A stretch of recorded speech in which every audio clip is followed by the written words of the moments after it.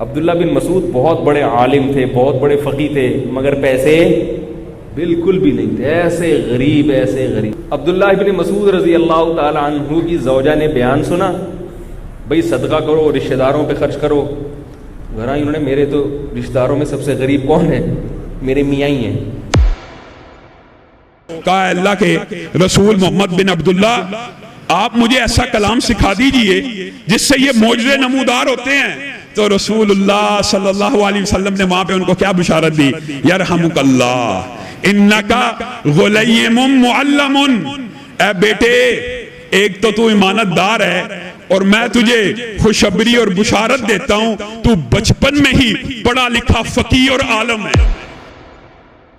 نبی اکرم صلی اللہ علیہ وسلم بعد میں کہا، عبداللہ ہم نے آپ سے تو نہیں کہا تھا بیٹھ جاؤ بول کر۔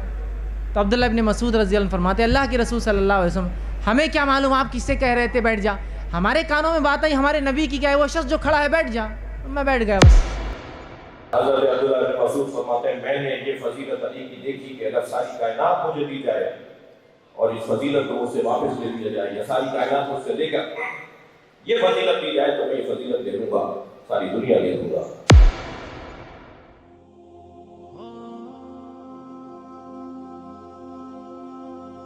جندب کیوں ساحر کو قتل کیا؟ رسول خدا سے میں نے سنا کہ ساحر کی سزا تلوار کا ایک وار ہے، میں نے بھی ایک ہی وار کیا ہے، نہ کم نہ زیادہ۔ یہ حدیث تو میں نے بھی رسول خدا سے سنی ہے، طاہر کو جو تم نے ایک ہی وار میں قتل کیا ہے کوئی حرج نہیں، اور نہ اس کے خون کا قصاص ہے۔ شیخ، جس حدیث کی تم نے رسول کی طرف نسبت دی ہے، کیا خلیفہ بھی تصدیق کریں گے؟ میری صداقت پر شک ہو تو خلیفہ ہی سے معلوم کر لینا۔ خلیفہ کا فتویٰ مدینے سے کوفے پہنچنے تک جندب میری قید میں رہے گا۔ مان لیا کہ جندب پر حکم قصاص نہیں ہے، کھلے عام حاکم کوفہ کو ذلیل کرنا کہاں صحیح تھا؟ تم خلیفہ کی بیعت میں ہو، خدا سے ڈرو شیخ۔ جان کے بھی انجان بنتے ہو ولید، میں جو امر بالمعروف کرتا ہوں، تفرقہ پھیلاتا ہوں، یا تم مسجد میں تماشا کروا کر؟ تم خلیفہ کے نمائندے ہو، لوگ خلیفہ کی جگہ تمہیں دیکھتے ہیں، تمہاری سنتے ہیں۔ تم نے ابو زبیر نصرانی کو اپنا ہمدم بنا رکھا ہے، مسلمانوں کے بیت المال سے اسے مالا مال کر دیتے ہو، مسجد میں یہودی ساحر سے تماشا لگوا کر اسلام کے اقتدار کا مذاق اڑواتے ہو۔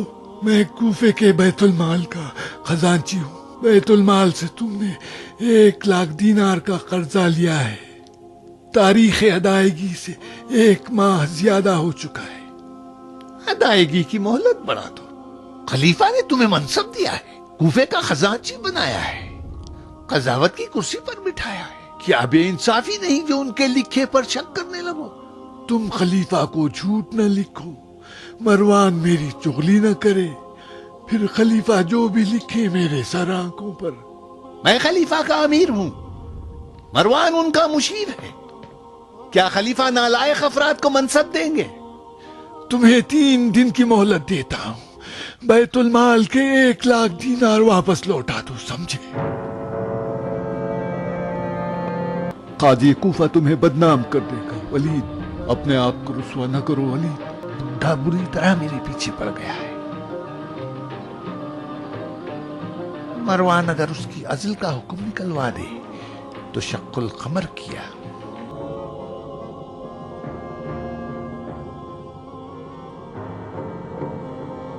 کیوں سکڑ گئے شیخ؟ یقین نہیں آ رہا ہے؟ تم نے تو ساحر کی حد کا پوچھوایا تھا ولید، لیکن خلیفہ نے میری معزولی کا حکم لکھا ہے۔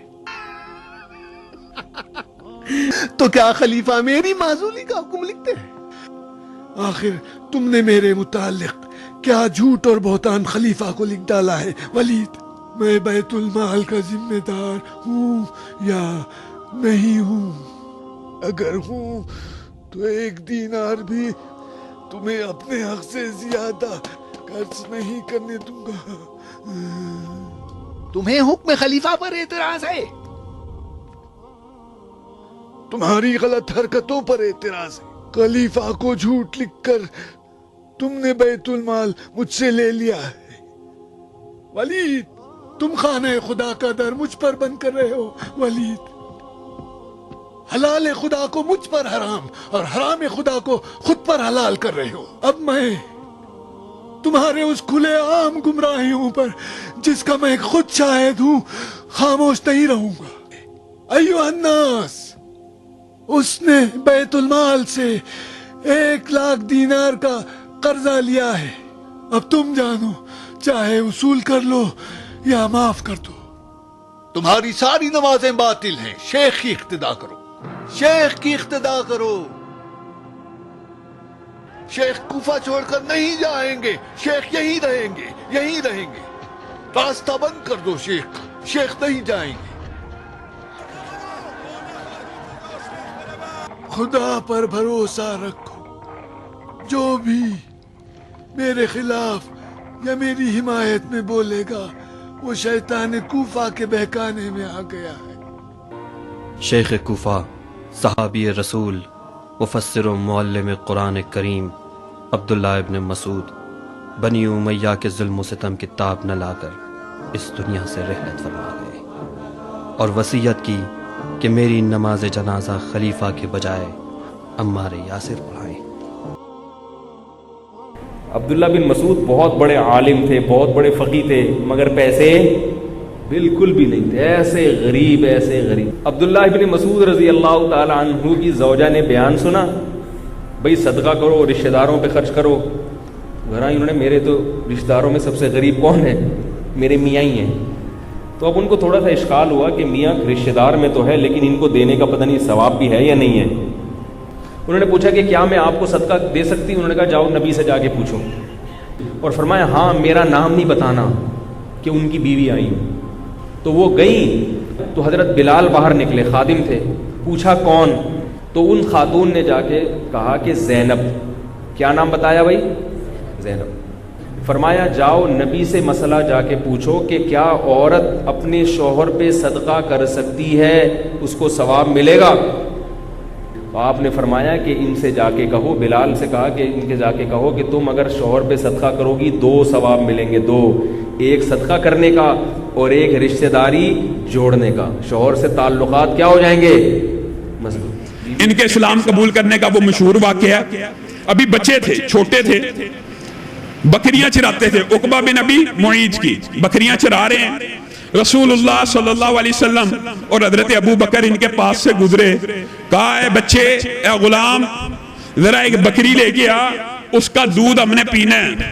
रसूलुल्लाह और हजरत अबू बकर को कहते हैं मैं ईमानदार बच्चा हूँ, मैं ईमानदार बच्चा हूँ, मुझसे दूध कैसे आप मांग सकते हैं? मैंने मालिक को हिसाब किताब देना है, मैंने मालिक को जवाब देना है। रसूलुल्लाह सल्लल्लाहु अलैहि वसल्लम ने कहा हल मिन शातिन लम यंजु अलैहा फहलुन।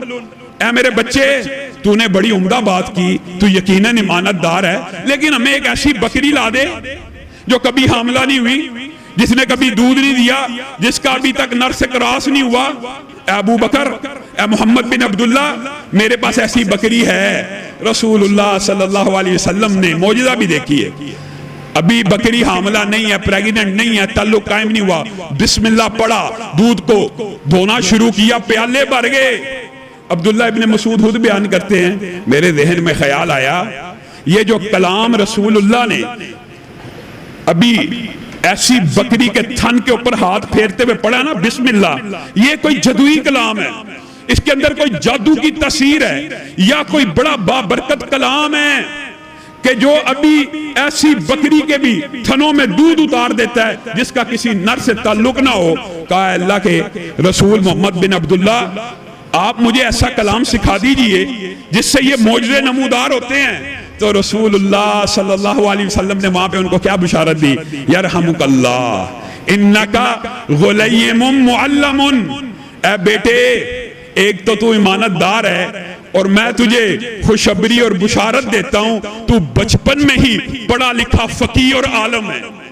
अब्दुल्ला इब्न मसूद ने कहा यह जुमला मेरे इस्लाम लाने का सबब बन गया। उधर इस्लाम को कबूल किया, अपनी आंखों से मौजज़ा देखा। कहा फिर रसूलुल्लाह अव्वलीन पहले 10 लोगों में जिन्होंने इस्लाम कबूल किया, उनके आपके सामने वाक़ियात रखता हूं। इब्तदाई जाबिर रज़ी अल्लाह अन्हु फरमाते हैं کہ جمعہ کا دن تھا، رسول اکرم صلی اللہ علیہ وسلم منبر سے خطبہ دے رہے تھے، اور خطبے کے دوران آپ نے کہا اے وہ شخص جو کھڑا ہے بیٹھ جا. کیا کہا؟ اے وہ شخص جو کھڑا ہے بیٹھ جا. عبداللہ ابن مسعود رضی اللہ عنہ مسجد میں داخل ہو رہے تھے، جب یہ بات سنی تو وہیں بیٹھ گئے جہاں سے آ رہے تھے. ٹھیک، وہیں بیٹھ گئے، مطلب صحن میں بیٹھ گئے، اندر نہیں آئے. نبی اکرم صلی اللہ علیہ وسلم بعد میں کہا عبداللہ ہم نے آپ سے تو نہیں کہا تھا بیٹھ جاؤ بول کر. تو عبداللہ ابن مسعود رضی اللہ عنہ فرماتے اللہ کے رسول صلی اللہ علیہ وسلم ہمیں کیا معلوم آپ کس سے کہہ رہے تھے بیٹھ جا، ہمارے کانوں میں بات آئی ہمارے نبی کی، کیا ہے وہ شخص جو کھڑا ہے بیٹھ جا، میں بیٹھ گیا. بس ہم کو کیا معلوم آپ کس سے کہہ رہے ہیں، اس سے کہہ رہے ہیں اس سے کہہ رہے ہیں، میرے کانوں میں یہ بات آئی میرے نبی کی اے وہ شخص جو کھڑا ہے بیٹھ جا، بس میں وہاں بیٹھ گیا. حالانکہ اللہ کے رسول صلی اللہ علیہ وسلم ان سے نہیں کہا تھا، لیکن آپ نے صرف کہا تھا، ان کی کانوں میں بات آ گئی، آپ بیٹھ گئے. تو یہ ہے اطاعت، یہ ہے اپنے نبی سے محبت. یاد رکھیں، اور ہمارے لیے بے انتہا ضروری ہے، بے انتہا ضروری. حضرت عبداللہ بن مسعود فرماتے ہیں میں نے یہ فضیلت علی کی دیکھی کہ اگر ساری کائنات مجھے دی جائے اور اس فضیلت کو اسے واپس لے لیا جائے، یا ساری کائنات مجھ سے لے کر یہ فضیلت دی جائے تو میں یہ فضیلت دے دوں گا، ساری دنیا دے دوں گا. وہ فضیلت یہ ہے کہ نبی کے بستر پہ علی سوئے.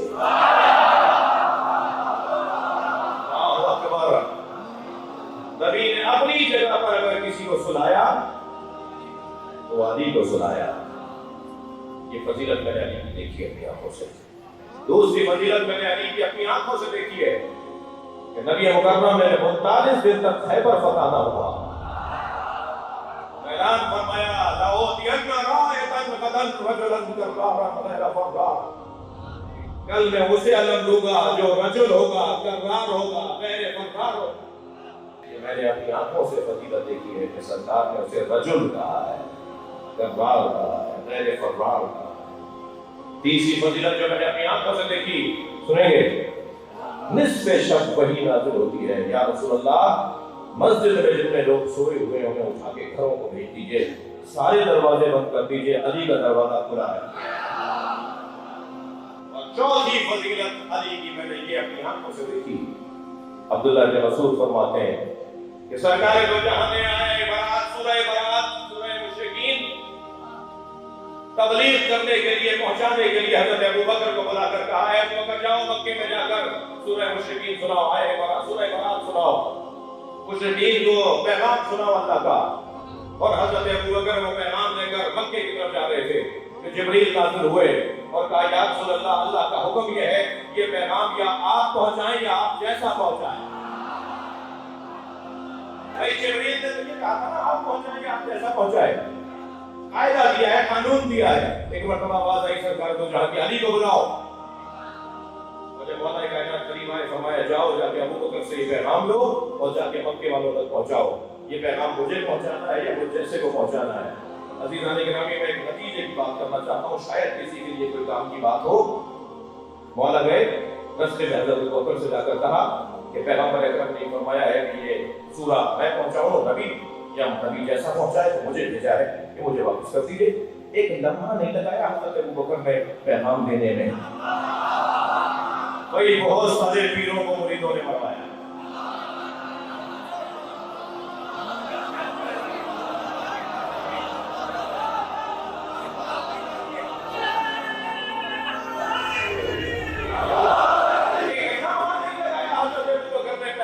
لوٹانے میں اور مولا علی کے حوالے کر دیا. مولا نے جا کے وہ پیغام پہنچایا. ابو بکر کا پیغام لوٹانا بتاتا ہے کہ ان کے نزدیک علی کی عظمت کیا ہے.